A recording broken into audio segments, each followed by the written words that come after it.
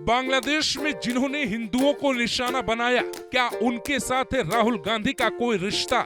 एक मीटिंग में लिखी गई पूरी स्क्रिप्ट, खालिदा जिया भारत की दुश्मन, फिर राहुल गांधी क्यों मिले? चाइना, नेपाल, बांग्लादेश में जितने भी भारत के दुश्मन, वो सब राहुल गांधी के खास रिश्तेदार क्यों हैं?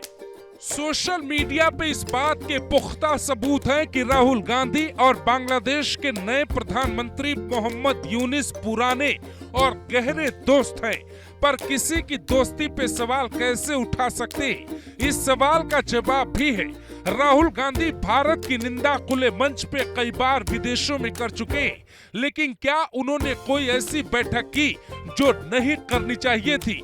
बांग्लादेश के अखबार ने एक चौंका देने वाला खुलासा किया था, जिसमें दावा किया गया कि बीएनपी यानी कि बांग्लादेश नेशनलिस्ट पार्टी की नेता खालिदा जिया के बेटे से राहुल गांधी की एक गुपचुप मुलाकात हुई थी। दावा ये भी है कि ये मुलाकात 8 अगस्त को हुई थी।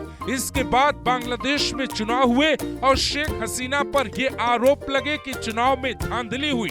तो क्या राहुल गांधी और खालिदा जिया के बेटे के साथ मुलाकात में ही बांग्लादेश के मौजूदा हालात की पूरी क्रोनोलॉजी तैयार की गई?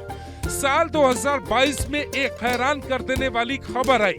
उस वक्त राहुल गांधी चीन के मसले पर बीजेपी पर हमला बोल रहे थे, लेकिन खबर आई कि राहुल गांधी की कई चीनी नेताओं और अधिकारियों से गुपचुप मुलाकात चल रही थी। यही नहीं, साल 2005 से 2008 तक राजीव गांधी फाउंडेशन को चीन की सरकार ने डोनेशन भी भेजा था। 2005-06 की राजीव गांधी फाउंडेशन की वार्षिक रिपोर्ट में ये पुष्टि हुई थी कि पीपल्स रिपब्लिकन ऑफ चाइना के दूतावास ने राजीव गांधी फाउंडेशन को 10 लाख का डोनेशन दिया था।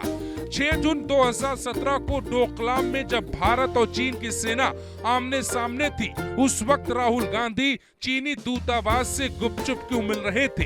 राहुल गांधी ट्विटर पे मोदी से सवाल पूछ रहे थे, लेकिन ये नहीं बताया कि उनकी चीनी अधिकारियों से मुलाकात भी हुई थी। 6 जून 2017 को डोकलाम में चीन और भारत की सेना आमने सामने थी। 8 जुलाई 2017 को राहुल गांधी और चीनी दूतावास के अधिकारियों की मुलाकात हुई। 10 जुलाई 2017 को ये खबर चीन के अखबार में प्रकाशित हुई। तब ये खबर भारत के विदेश मंत्रालय को पता चली और पूरे देश में हड़कंप मच गया। तो सवाल उठता है, राहुल गांधी को दुनिया के किसी भी नेता या अधिकारी से गुपचुप क्यों मिलना पड़ता है? ऐसी कौन सी बात है जो उन्हें गुपचुप तरीके से करनी पड़ती है?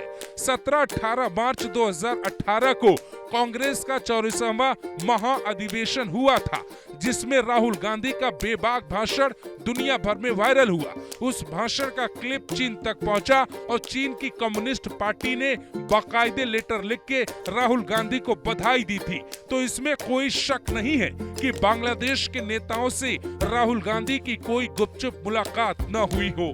तो सवाल उठता है, अगर राहुल गांधी की क्रोनोलॉजी से बांग्लादेश में हिंसा फैली है, तो फिर भारत में मोदी सरकार को भी तैयार रहना चाहिए, कोई इंतजाम करना चाहिए। कांग्रेस के एक आह्वान पे देश के मुसलमान आंखों पर पट्टी बांधकर कभी भी दिल्ली पहुंच सकते हैं। किसी भी ताकतवर सरकार को गिराने के लिए एक ताकतवर विरोध प्रदर्शन खड़ा किया जाता है।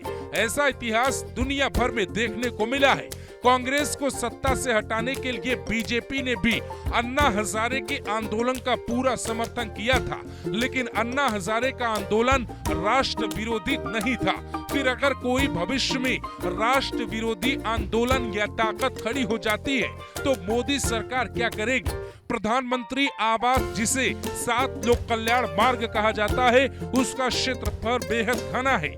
10 लाख लोग भी खड़े हो जाएंगे तो सरसों फेंकने की जगह नहीं होगी।